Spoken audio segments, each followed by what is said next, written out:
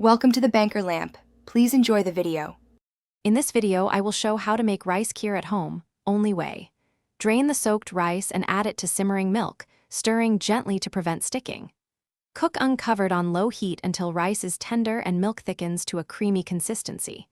Stir often to avoid burning, then add sugar, cardamom, saffron, and simmer briefly until flavors meld into a rich, silky kheer.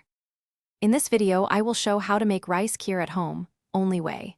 Start with a heavy-bottomed pan and bring milk to a gentle simmer before adding rice.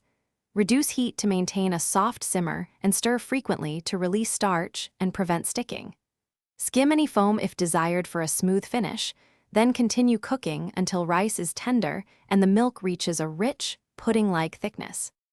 In this video, I will show how to make rice kheer at home, only way. If you're finding this helpful, please subscribe and like, it really helps. Quick recommendation: upgrade your clean game with the Shark AI Ultra Robot Vacuum.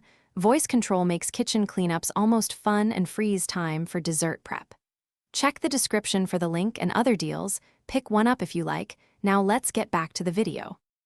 In this video, I will show how to make rice kheer at home, only way. Infuse saffron and crushed cardamom into the kheer near the end for fragrant flavor. Toast nuts lightly and fold them in for texture, and balance sweetness to taste with sugar or condensed milk. Chill for a cool dessert or serve warm, then garnish with reserved nuts and a few strands of saffron for a lovely presentation every time. Thanks for watching. If this was helpful, leave a like and consider subscribing. See you next time.